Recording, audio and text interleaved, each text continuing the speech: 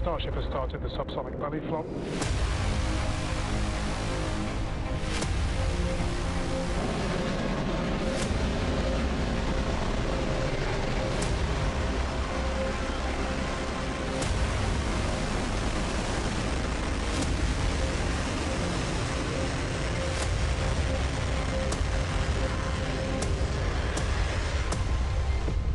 Starship has landed.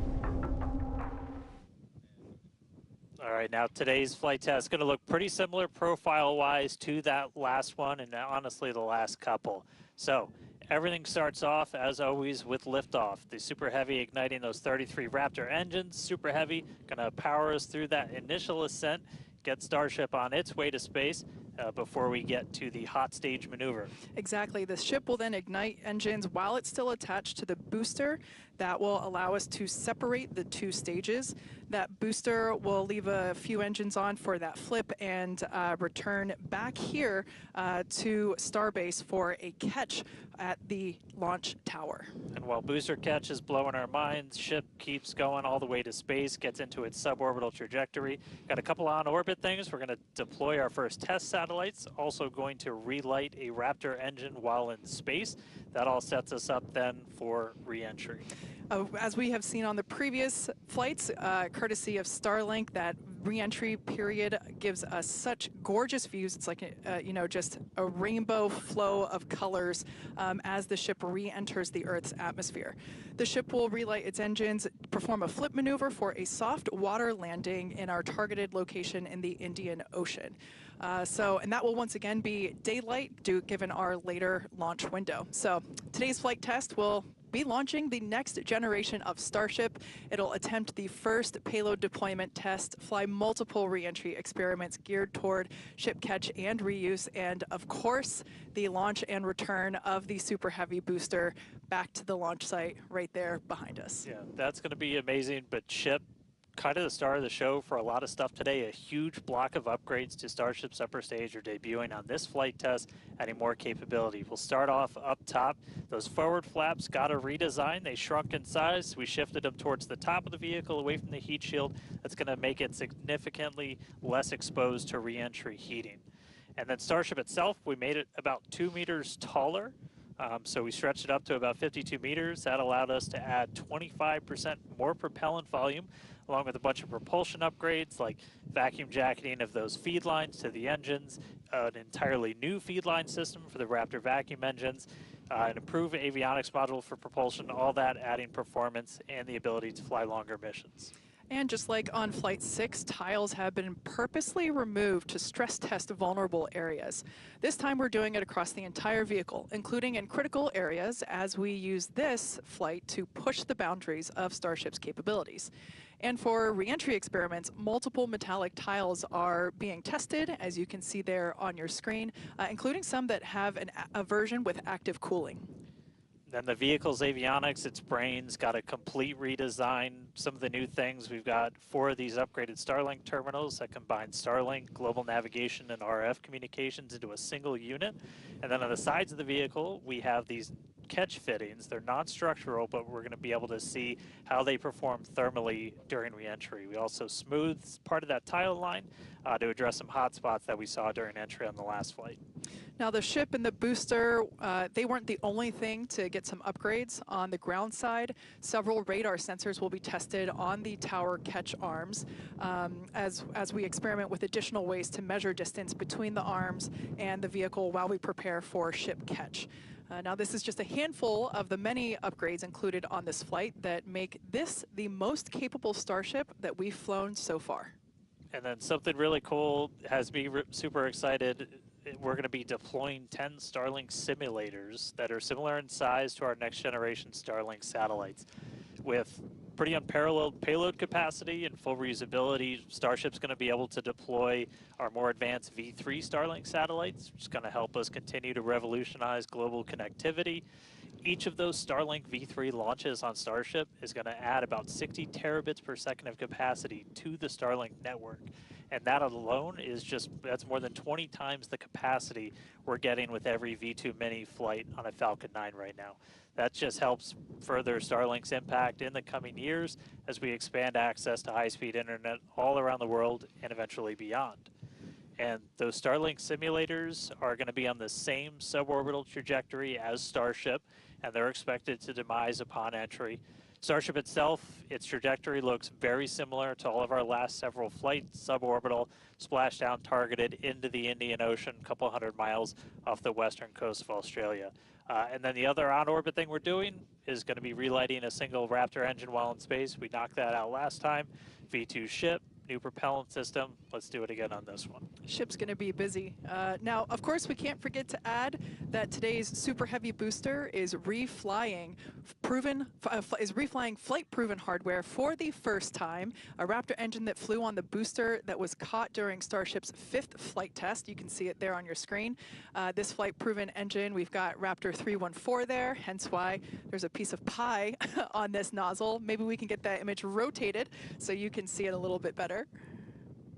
Yeah, there we go. If you didn't already know, we like our jokes around here.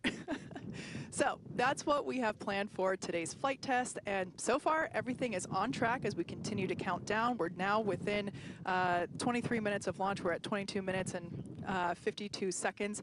Everything continues to look good. Still a little breezy, but that's okay for us. Yeah, we set up our desk in a wind tunnel today. It's probably windier here than it is anywhere else, but weather's cooperating, really clear skies, no rain today, still well within our limits for booster launch or catch. Not tracking any issues on vehicle as we continue to count down. We're still loading prop on board. Our range team also reporting that the range looks like it will be clear at our current T0. So that's super important. We're going to keep an eye on that all the way up to the end. As for what we've already done with the vehicle leading up to today, we stacked the vehicle over the weekend. We lifted the ship on top of the Super Heavy booster. Hours ago, we cleared the site of all personnel, and of course, our flight controllers came on console, some of them sitting in the building behind Dan and I. And as Dan mentioned, the range team was deployed. They are standing by in the Gulf to make sure that the booster has a clear to return back to here at the launch tower, but also they're located in the Indian Ocean, standing by to make sure that the targeted landing zone for the ship is also clear as well. And then we knock out a whole bunch of things in the hours before launch. We do an alignment on all the guidance, navigation, and control. We did tank purges, pressure checkouts, make sure we were ready for prop load, check the booster, quick disconnects, and the ship one. We demate the chopsticks. We actually do a little wiggle check on them, make sure we have control, as we're going to be using those for catch. Load up all of the hydraulics that are on the tower, and then we did the initial locks and methane chills, getting them ready for prop load. Now, speaking of prop load, we conducted the go, no-go poll for prop load at 3:30, so a little bit less than an hour ago. All was good there. Prop load is underway. The LOX load on the booster started at T-minus 45 minutes, and fuel started at T-minus 43 minutes. Booster fuel will start at T-minus 41 minutes, and then LOX on the booster started at T-minus 35. So that will all wrap up at T-minus 3 minutes and 20 minutes on the ship side, and at T-minus 2 minutes and 50 seconds on the booster side. So everything is looking good. Propellant is loading. Yeah, looks like we're about half full of everything on booster, 3/4 of the way there on ship, looking good for a launch today. With that, though, let's jump over. Let's check back in with Jesse real quick and all of our teams out at Hawthorne. Thanks, Dan and Kate, and great to hear the updates with the vehicle as we prepare for liftoff. There is a lot more people here, as expected.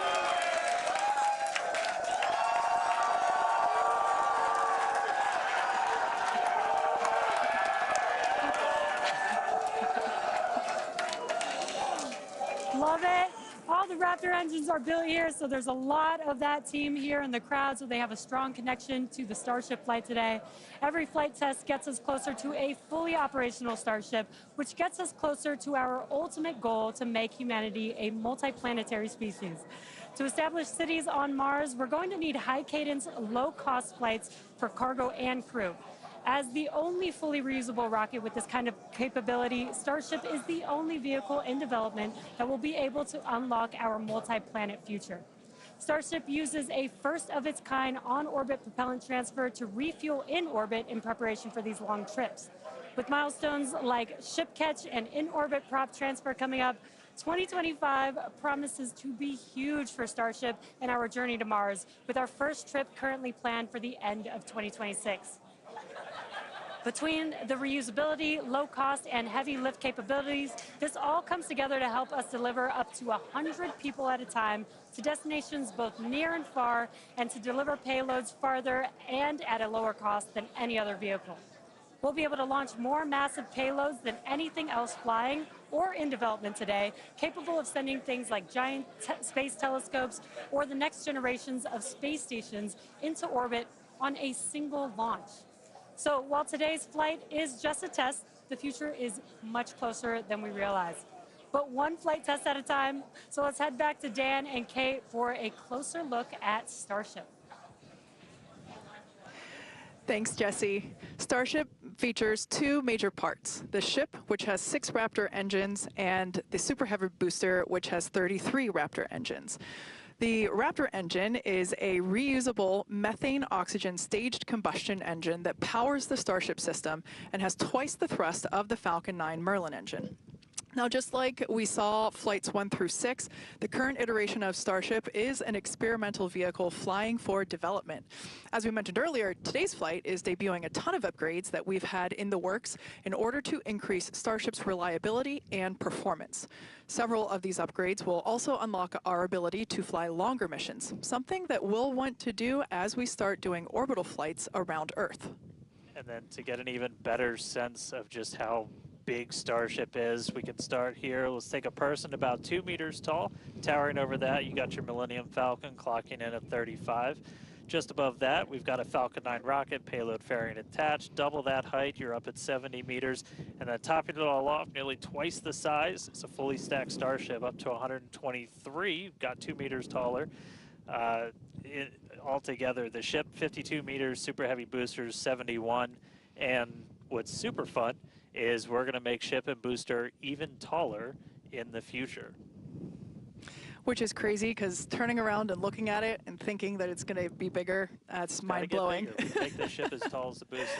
Now, moving up the rocket, the ship features 6 Raptor engines. 3 optimized for sea level performance and 3 optimized for vacuum performance. Raptor Vacuum, or RVAC, is a similar design to the Raptor engine, but features a larger exhaust section and a larger expansion nozzle to maximize the engine's efficiency in space. Our upgraded ship that we're debuting today carries about 300 more tons of propellant than the last flight's ship, bumping it up from 1,200 metric tons to about 1,500 metric tons. It's a lot. The ship is designed for vertical takeoff and landing on any hard surface.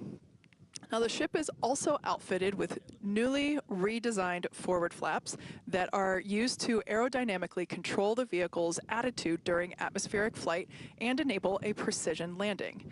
The new flaps are lighter and positioned more leeward or away from the heat shield. Now, to reach full reusability, the ship has to be able to survive re-entry not just one time, but multiple times.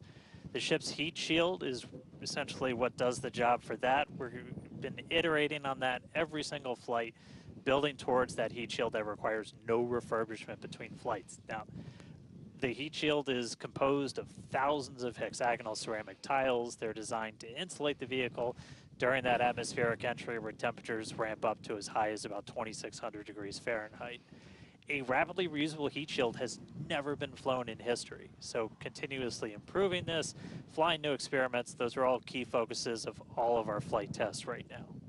And in between the first and second stages is our hot stage, which we saw in actions on flights 2 through 6. The hot staging maneuver is when the upper stage engines are ignited before the booster engines, before those booster engines are completely cut off.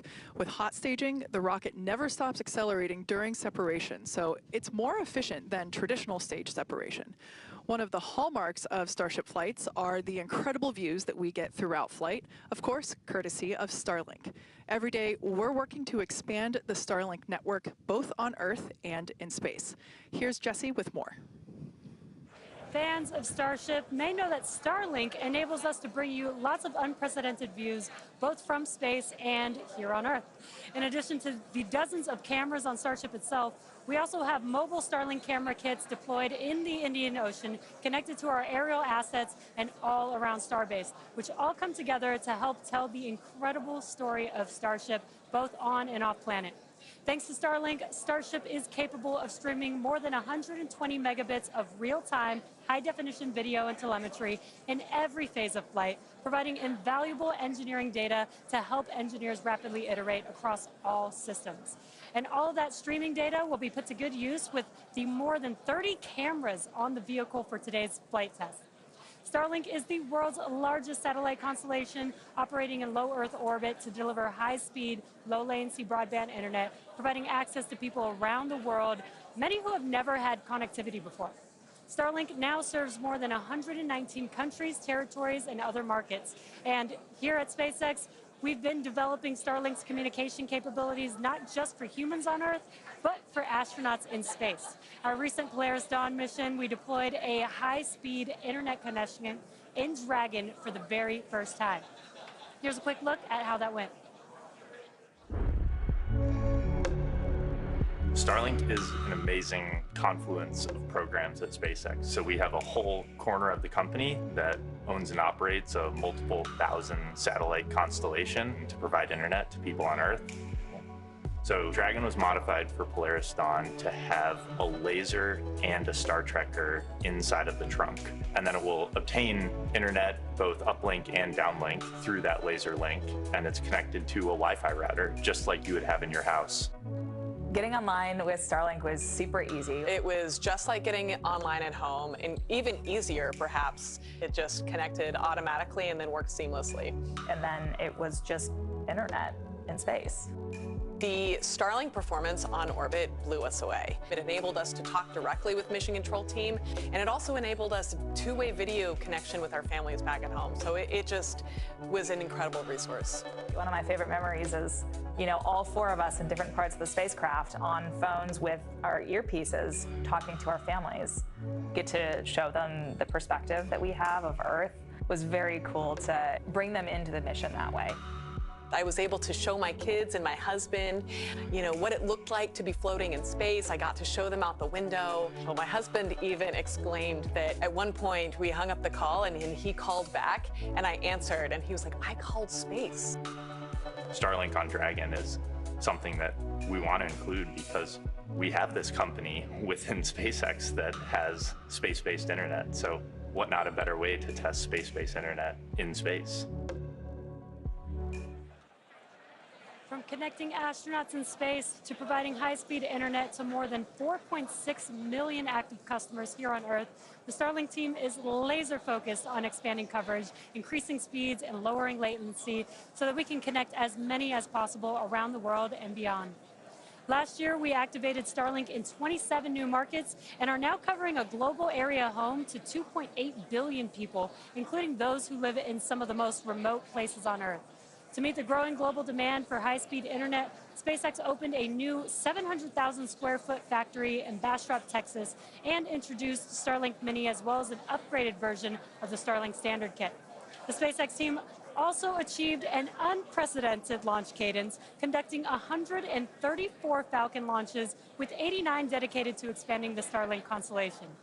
With each launch, Starlink adds more capacity to the constellation and continues to expand its coverage, connecting even more people in underserved and hardest to reach areas of the globe. Now, while our mission to connect the unconnected is far from complete, you can check out some of the Starlink team's highlights from 2024 and learn more about how our customers are furthering Starlink's impact around the world at starlink.com/stories. And a little bit closer to home, we do have a few updates for those impacted by the fires here in Southern California. So far, the Starlink team has provided about 1,350 free kits to fire departments and other disaster response organizations from down in Orange County all the way up to Malibu.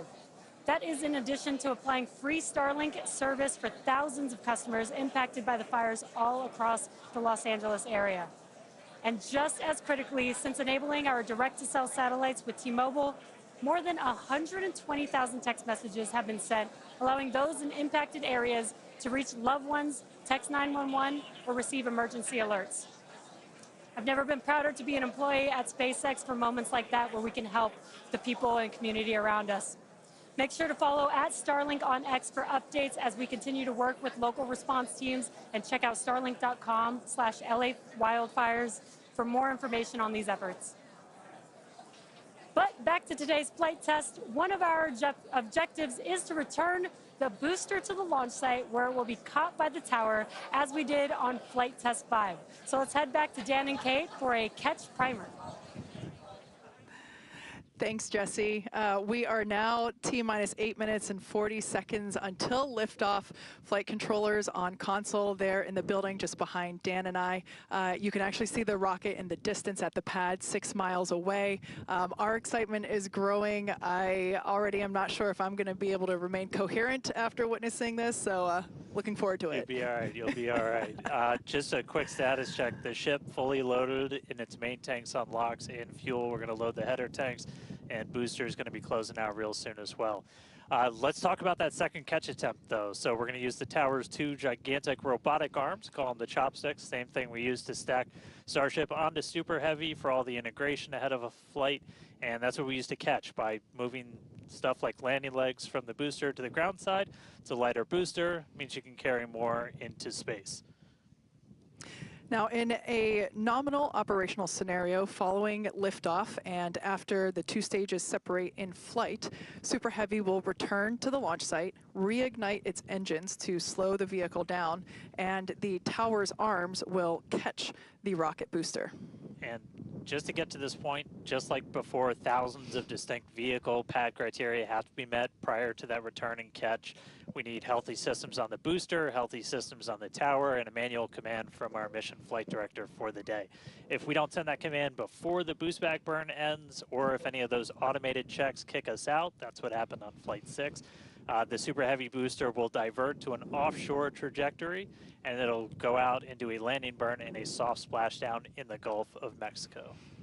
Now, we have said it before, but it remains true today. We accept no compromises when it comes to ensuring the safety of the public and our team, and that return will only take place if the conditions are right. And one of the unique aspects of Starship flights is the return and the catch of that Super Heavy booster and the audible sonic boom that it comes with it in the area around the return location. General impact to anyone in the area is just a brief thunder-like noise, but it definitely lets you know it's coming. Oh yeah, it's something our neighbors in Cape Canaveral, Florida and Vandenberg, California have become accustomed to over the years, and now we're bringing the boom to Boca. So here's a peek of what to expect.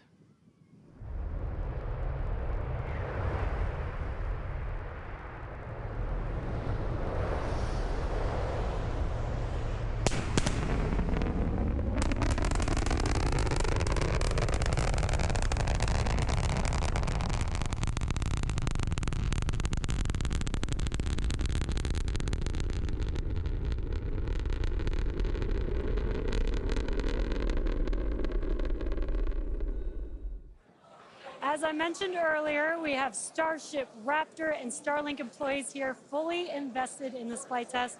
And of course, many other SpaceX employees also here across our site supporting their teammates. Every flight test has been pretty unique, and we're all very excited for another round of firsts, but I'm pretty sure the crowd is looking forward to potentially watching those chopsticks catch another booster. So let's see how excited they are today.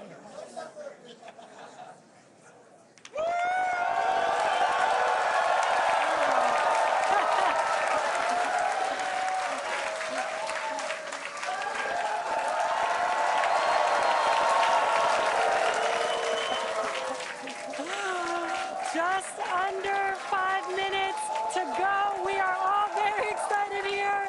We're going to send it back to you at Starbase for the final minutes of the countdown. Kate and Dan. All right, thank you, Jesse. So if you just tuned in under 5 minutes ago, you picked the right time to do it. Just a quick status check. So we're almost fully loaded on the booster. We'll be fully loaded on the ship, fully loaded on the booster coming up soon. Our range team just reported that we're looking go in the range. That's super important. Great Our news. security guys, Mike, Kyle, Nick, the whole team out there in the elements, making sure everything's clear, doing a fantastic job. And we are coming up on 4 minutes and looking good for launch. Yeah, certainly exciting. Now, we do have an opportunity to hold at T-minus 40 seconds if necessary. This is a chance for us to perform additional checks if necessary. If we, need to repressurize some tanks, or if there's a wayward vessel in the range last minute, opportunity to clear it out. But everything currently looking good. Now, once we pass T-minus 40 seconds, a number of events will occur in rapid succession. The ground spin and ignition systems come up to flight pressure. The ship will go to internal power. After that, the quick disconnect, or QD, arm lockout is removed in preparation for retraction, which will happen shortly after T0. And yeah, once we pass T-minus 40 seconds, we do have the ability to recycle the count under certain conditions back to that T-minus 40 second mark and hold there to assess what happened and assess opportunity to proceed again to T0. Yep, we've used that T-minus 40 hold a couple of times. Boat's usually one of the items, but we aren't tracking anything right now that would cause us to hold there. We can hold there for several minutes. Main thing you're watching at is you kind of set a clocks because your temperatures will change and the fuel in the locks, everything pretty quickly. So you've got a couple of minutes that you can hang out and figure things out. There are items that if we pass them, we're scrubbed for the day. One of the main ones is that flame deflector at the bottom of the launch mount. Water begins flowing for that at the T-minus 10 second mark. If we scrub at any point after that, we'll be done for the day. And then teams will need to refill the deflector as well as all of our prop that we use to load on board the vehicle. It's pretty much just under 11 million pounds of prop sitting on that thing right now. And we can actually recycle in about 24 hours now. Which is incredible given the sheer volume of propellant that is on board the vehicle there on your screen. All right, coming up on the 2-minute mark. Again, a lot of ambitious things on the plate for Starship today. T-minus 2 minutes. New ship, new year, a lot of upgrades, doing a lot of ambitious things in space this time. Our first payload deploy, relighting a Raptor engine. We're looking good. So as we mentioned before, we have an opportunity to hold at T-minus 40 seconds, not tracking any issues at the moment that would be necessary right now. So fingers crossed we can pass through that checkpoint without stopping. But the folks on console are continuing to evaluate the launch commit criteria, making sure that the winds are within limits as well as any other weather restrictions. But man, compared to yesterday, this is a textbook gorgeous day. Oh yeah, little breezy today, but we got clear blue skies for a launch today. So at this point, all the prop has been loaded on the vehicle. We've closed everything out. We're doing our final thrust vector control, or steering for the engine checkouts. Once we hit the 30-second mark, we'll hear the flight director give the final go for launch. So we're under a minute. As we said, we're not expecting a hold at T-minus 40. But do not be shocked if that happens. It has happened in the past, and we can hang out there for a couple of minutes if we need to. If memory serves me right, we hold my breath for 4 seconds. Pass through prop load gate. All right, we passed right through that prop load gate. Hot diggity dog. All right, so we're going to let our flight director, Ty Huntington, take it away. Go for launch.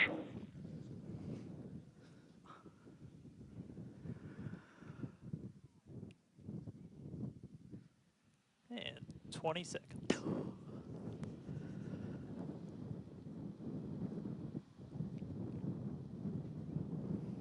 T-minus 10, 9, 8, 7, 6, 5, 4, 3, 2, 1.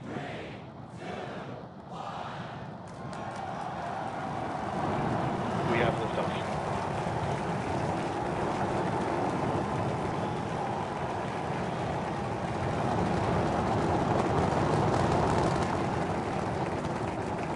Vehicles pitching downrange.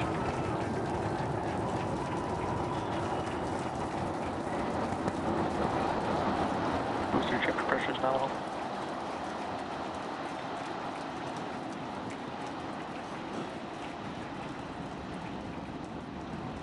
All right, we're more than 30 seconds into flight. Telemetry showing 33 out of 33 engines as it's pitching down range. Booster, ship, avionics, power, and telemetry nominal.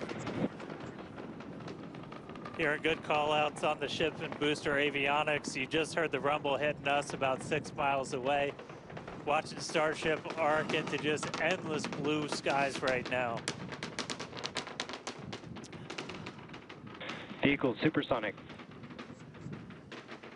More than a minute into flight, the vehicle's supersonic.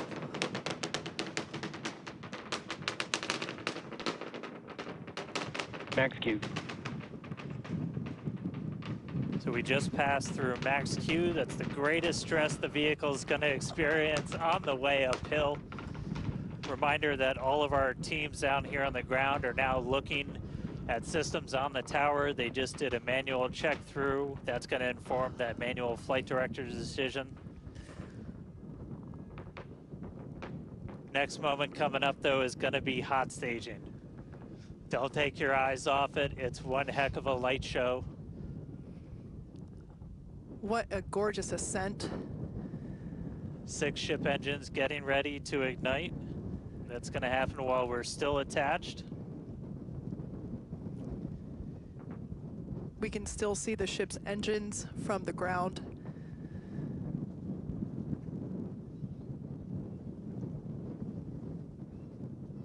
Got a little under 30 seconds away from that. We are hearing good call outs on the tower preparedness from the manual checks. Reminder though, we've still got automated checkouts on the booster and the ship itself.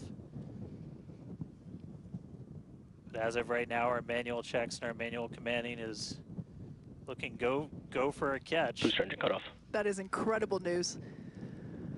We just heard the call out for booster right, engine Miko. cutoff. Engine startup. Most engines cut off, down to those Stage middle separation. 3. Cruise background startup.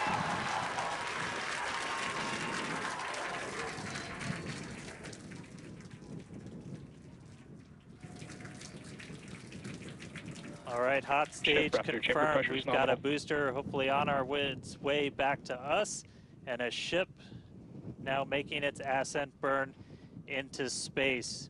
How's it going in Hawthorne, Jesse? It's great over here. You can hear the crowd screaming for every milestone. The booster is now making its way back down to Earth. Looks like we have 12 of those 13 engines ignited. We're using the engines that actually gimbal. We So are go for booster return. an excellent call out there. We are go for booster Ship, return. avionics, power, and telemetry nominal. There's a lot of criteria that needed to line up to ensure that we could have a Cruise safe background shutdown. booster catch, and it sounds like we got the go for that. And there you can see on your screen, we had we just jettisoned the hot stage, and there's a great, excellent view there of the hot stage floating away from the super heavy booster. Now we've shut down the engines for that boost back burn. That confirms boost back burn is now complete. That was the first of 2 burns required for the vehicle to make its way back down to Earth. And next coming up will be the landing burn. That's going to be 13 of those center engines igniting again. And that will then go down from 13 down to 3 engines just right before we touch down for that booster catch. Now, reminder, our stage 1 objectives are to have a controlled ascent, stage separation, as well as a controlled boost back burn and hot stage as well. So we're looking good for that so far. Some great views there from the ship of Earth. That looks incredible.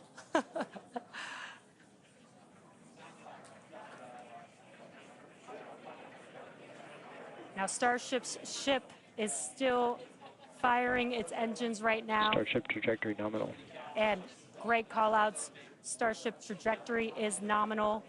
You can follow along the telemetry, the altitude in the bottom left-hand corner for the super heavy booster, as well as the bottom right-hand corner for the ship.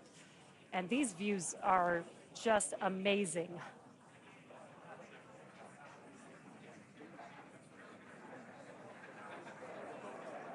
Again, the booster is currently making its way back to the tower today. So we're looking forward to a booster catch with the chopsticks. And in the meantime, you can see those grid fins there, helping to control the vehicle and guide it back to its landing site. Booster FTS is saved. Now with that, we're gonna hand it back. How's it going over there, Dan and Kate? How are you doing, Kate? Seeing that in person? You know, Dan had to take that entire segment because I couldn't talk. That was incredible. There it is. We can see the booster coming back in now through the plume. At least it looks that way to us. It's incredible that it basically returns. It looks like a speeding, just like this silver flare coming back to the. Once again, we are standing by for attempting to catch the booster at the tower. This would be the second tower catch. Booster Landing burn. Seeing 13 engines. Booster now hovering as it aligns with the tower for catch. Booster coming in. Get ready for that boom, Kate. Down to 3 engines. Booster ready for shutdown. Make it go ahead, top the booster.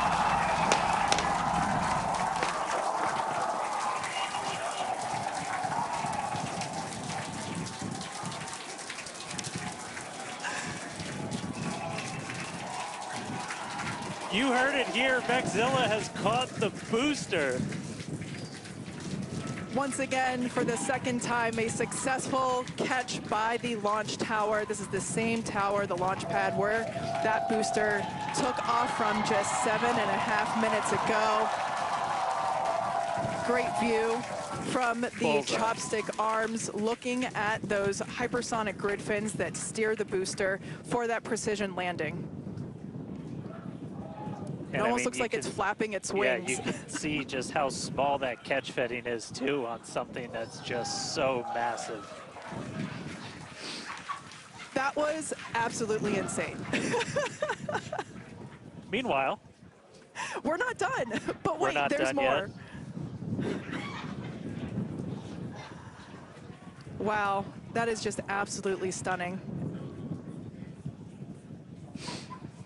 And this, of course, a gorgeous view there from the tower looking down at the top of the booster.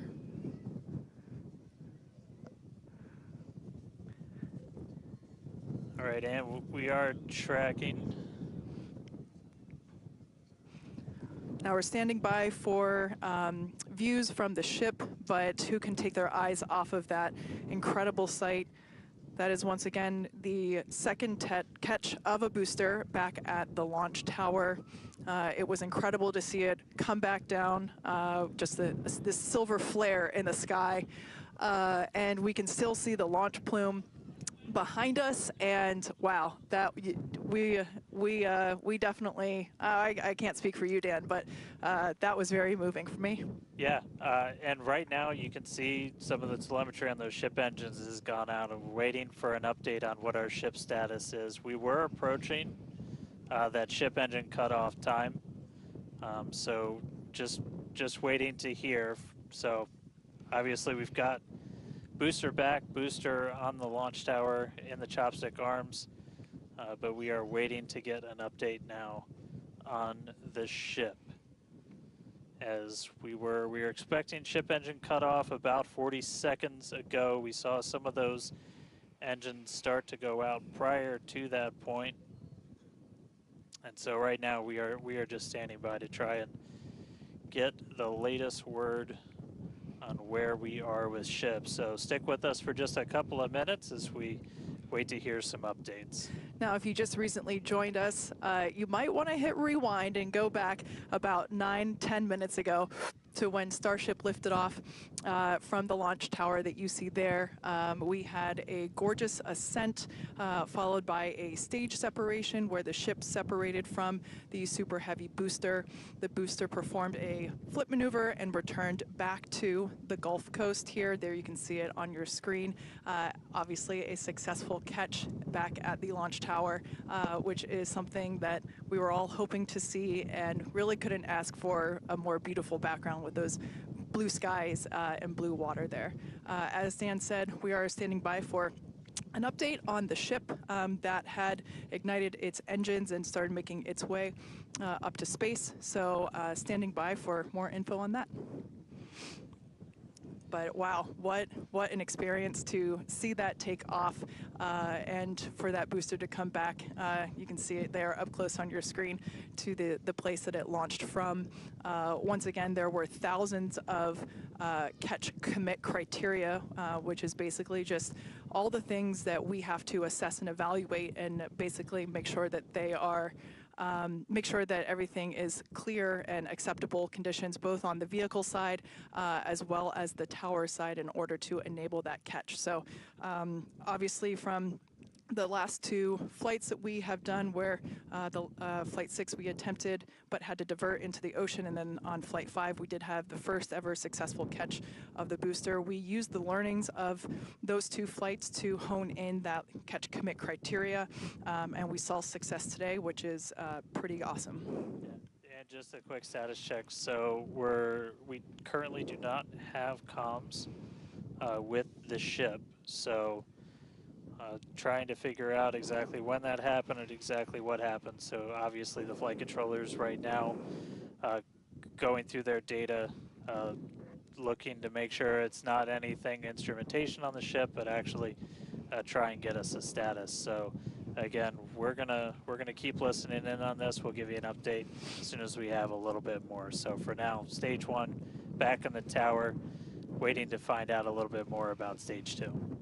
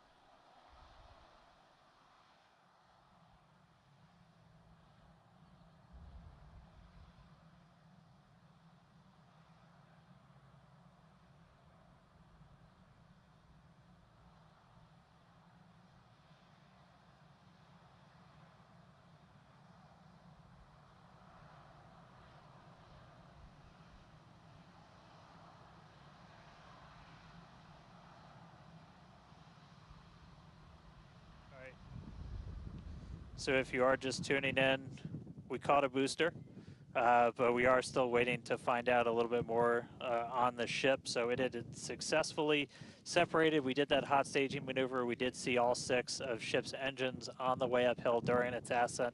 But as we were getting to the end of that ascent burn, we saw engines dropping out on telemetry, and we have since lost contact with the ship. So again, we're still listening in on the loops, trying to figure out how much we can get right now, but again, stick with us. We'll bring you updates as soon as we hear them. Really exciting. We were able to catch the booster today. Obviously, we want to get the ship all the way over to the Indian Ocean. May not be able to do that at this point, but we'll give you some updates as soon as we hear a little bit more about the ship. For those that didn't catch earlier, this was a new version of the ship. This was its debut flight.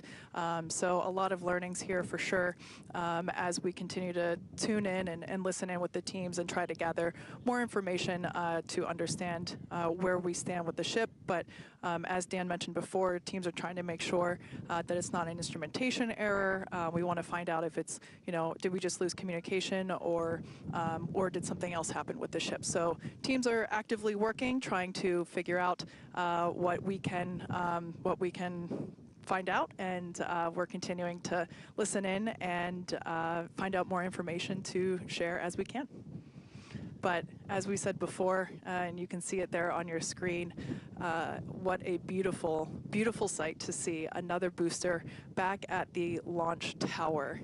That was successfully caught just minutes ago after sending the ship off into space, and having seen it for the first time with my own eyeballs in person, it was pretty awesome. And yeah, the thunder-like sonic boom was really fun to experience. Yeah.